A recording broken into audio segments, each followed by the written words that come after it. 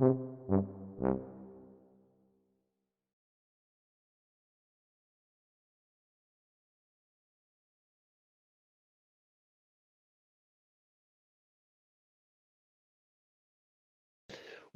I'm really pleased to have Tonya Surman here. She's quite special. And by the way, I love your bio where you say, my clients are people and the planet. Anyway, but also you claim, or someone claims, you've got superpowers as well. And I, of course, agree because you explore visionary ideas and you create organizational models that bring together new forms of collaboration. And you also create sort of really catalytic spaces that somehow help us all accelerate system change. And by the way, the main thing is perhaps that you invented the whole Centre for Social Innovation in Toronto, which you set up in 2004. And you now operate from 3 buildings, 2 of which you own, where 900 organizations are involved. And I said 900, not 9, not 90, 900. So, anyway, look, let's talk about 3 themes. Firstly, a tiny bit of your background, then the special relationships that you've created with these unsung bureaucratic heroes, which I think is really very special, and how positive you are about it. You even said you've got an inner bureaucrat yourself. And lastly, the COVID moment.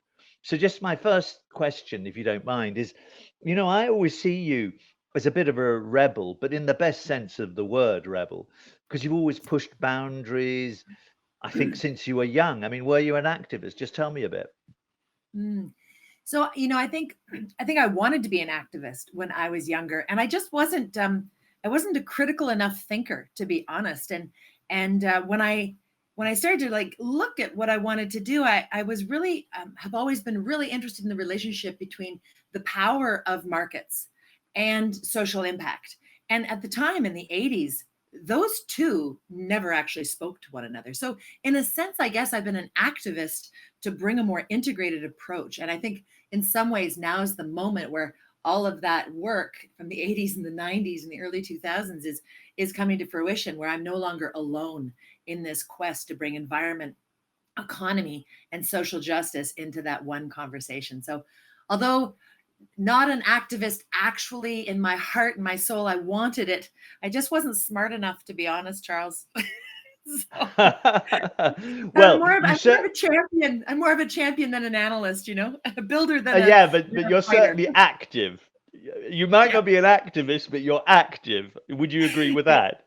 absolutely. And it's so funny. I think that in this work, there's the builders and the fighters, and the fighters are so smart and critical, and they can jump into things, but they also are. They don't seem to have nearly as much fun as the builders.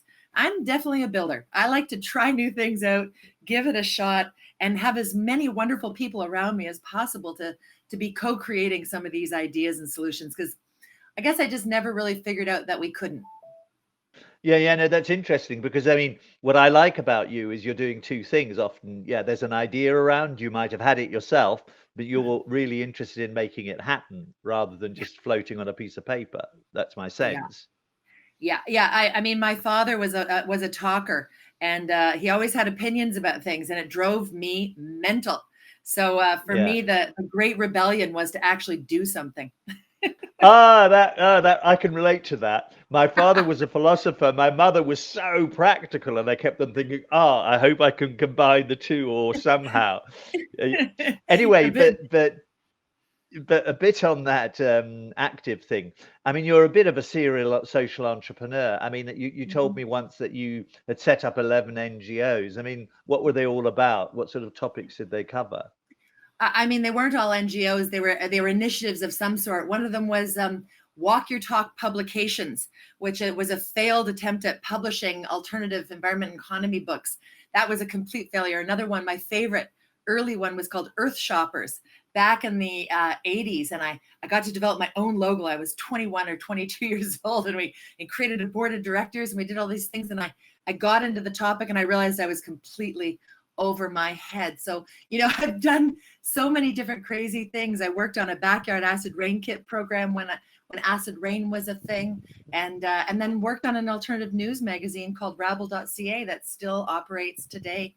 I've some of my prouder stuff is working with the Canadian Partnership for Children's Health and the Environment, KIPCHI, Uh-huh. and then the ONM, the Ontario Nonprofit Network, as well as another example of an organization that I've been played a role in. And now I'm active, of course, with CSI, but also with Social Innovation Canada, a national network to connect social innovators across the country, and the Social Innovation Institute. So lots and lots Uh-huh. of craziness, lots of crazy. Any way that I can get into some trouble to try some new things out, to start proving that a better way is possible. Uh-huh, that's good. But it's always had a bit of a social innovation focus, hasn't it? I mean, it's always about changing the way what we do and how we behave and so on. Absolutely, and sometimes a little bit more practical things like creating an alternative, a cooperative daycare for our kids when we were growing up. How do you address affordability in an urban center of creating affordable childcare? So sometimes it was super practical stuff that I needed just for my own family as well. Yeah, yeah, yeah. I mean, as you said a minute ago, you've always tried to link environment, economics, and social change together in some sort of way. But I Mhm. remember you told me you studied at art school, which sounds Yeah, good. Is there yeah, a connection, or did you just change your interests, or have you used the artistic imagination to do yeah. stuff? I think my arts education was the most important part of who I am in some ways. Um, when you when you study theater, dance, music, you are forced to work in teams. You're forced to learn how to take a project from A to Z. You're forced to use your creativity inside your group and to remix and recreate things like never before. And I actually just don't believe there's a better education. I simply don't believe that any degree of mathematics or science can outweigh the value of learning teamwork and the ability to move a project to completion. At least in my life, that was true. And so, yeah, 100%. But I also learned how to sell a product. I learned how to cast a vision, tell a story, Yeah. and put on a bit of a show. So I think I use my arts training every single day. Oh yeah, that's great. No, great. I mean that really you've embedded that, in other words, in everything you do and so on. But just quickly to turn over to the CSI, the Centre for Social Innovation, just give us a bit of a flavour of it. Its tenants, so viewers and listeners can sort of get an idea. How you bought the building, how it works, the Yeah, atmosphere. You get the idea. yeah. Plus, perhaps another question: have you generated a critical mass that's, I don't know, done something extra? And indeed, has it changed the culture of Toronto? So I think what's wonderful about Toronto is that we have an extraordinary fabric of support here from the Marses, the DMZs, the CSIs, the Evergreens, the Artscapes. We all share a profound desire to make Toronto a great city, but also I think we're all very, very inspired by the idea that we might be able to share this caring economy, this Canadian way. Uh, um, that is just a little bit different to be able to offer that to the rest of the world. So, we all offer a little something different and unique, and they're great collaborators, every one of them.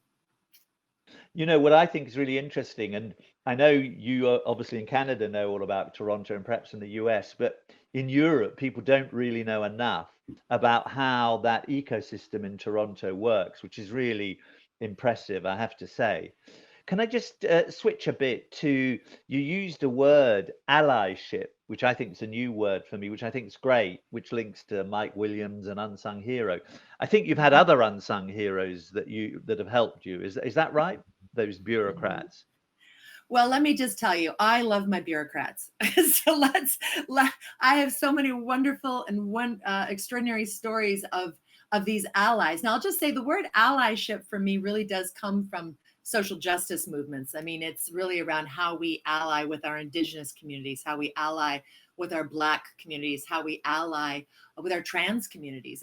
And I guess, one of the things that has also been really interesting is one of the things we're trying to get away from at CSI is the othering of others, if you will. So, how do we break down these ideas that your government, your private sector, your corporate, and we're nonprofit, and we all have these identities. How do we sort of call those out and break through? And certainly in our history as CSI and in my work, I've had the privilege of working with what I consider to be some of the most extraordinary um, creative bureaucrats slash ass kickers in government who blow my mind. I mean, Mike Williams and the Economic Development Department of the City of Toronto was the sort of a key inside support to help CSI to understand even what a loan guarantee was. Never mind that we could actually get the city on board. But before that, I had worked on toxics in kids' health, and there was an extraordinary woman inside. Well, originally she was at Environment Canada, and then she moved over to Health Canada. I'm going to say her name because she's amazing. Her name is Annie Barube.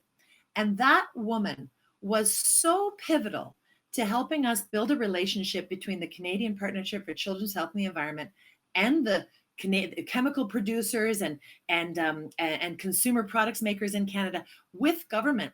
And that relationship led to the banning of bisphenol A in baby bottles in 2008, which then led to a global market transformation around how we deal with plastics in our environment.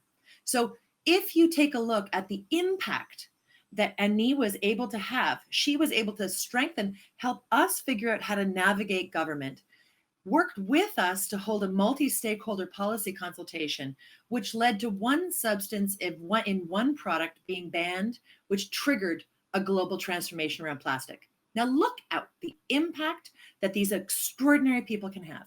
Right? And it goes on. Our relationship right now, I've been blown away by the extraordinary leadership at the Canadian Mortgage and Housing Corporation in Canada, who are genuinely embracing new ways of looking at innovative housing solutions. I mean, we actually witnessed the CEO of CMHC in Canada stand up and question the last 40 years of housing policy in Canada and invite us to help him co-create 1.7 million new units of affordable housing in the country. Like that kind of energy inside of government is unlocking for people like me, where we go, oh my God, I walked into that conference and Charles, I have to tell you what happened. You know what happened? It was weird.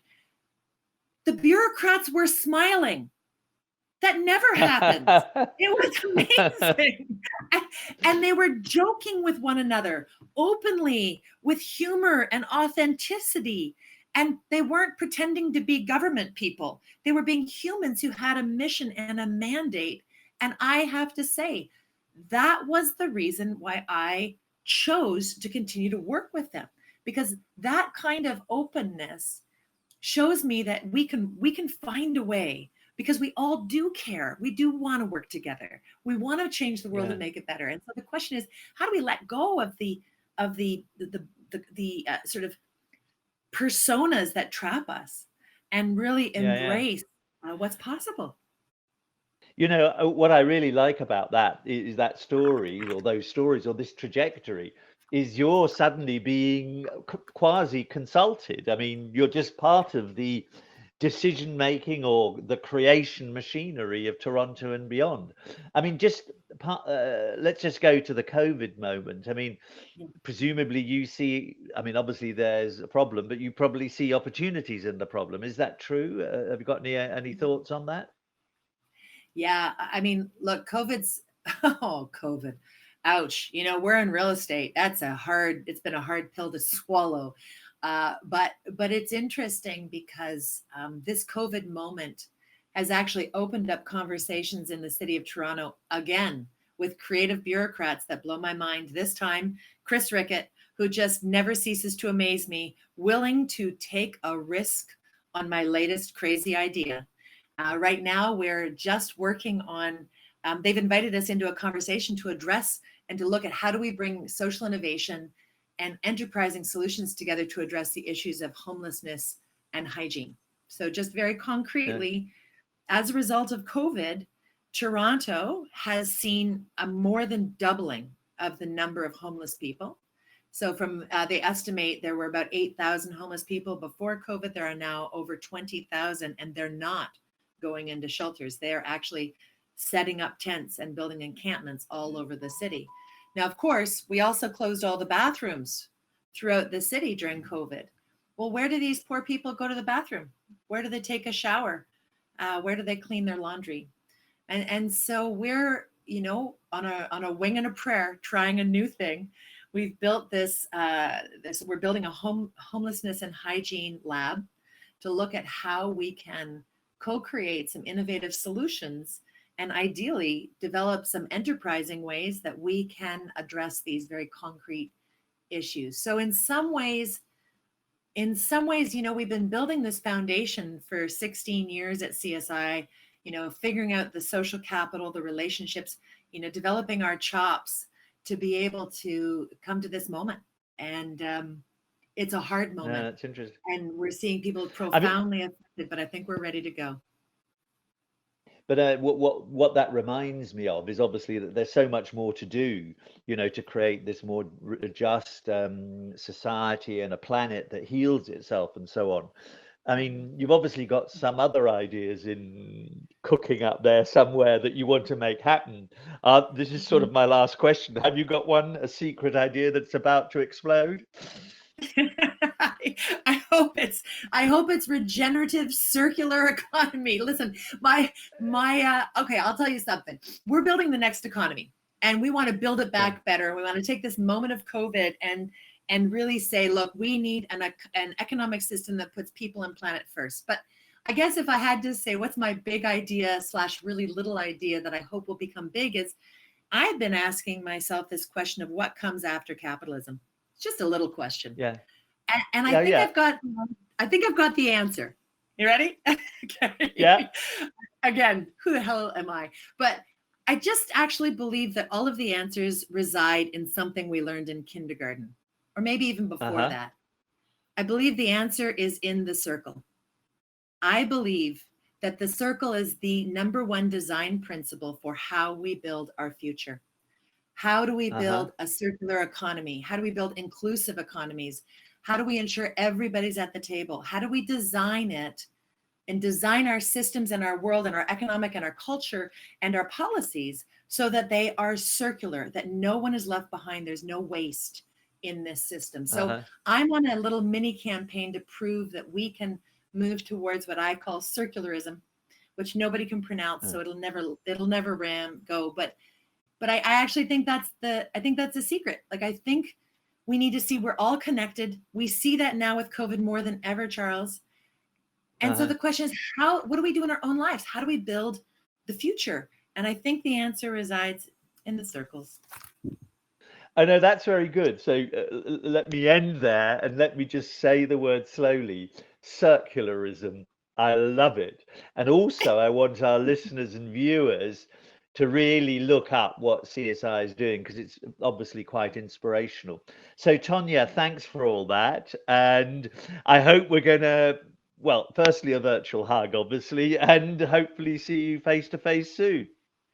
Bye It's bye. such a Thanks a pleasure lot. with you today, Charles. Thank you so much. All the best, and congratulations on your extraordinary work. Thank you. Bye. Bye-bye.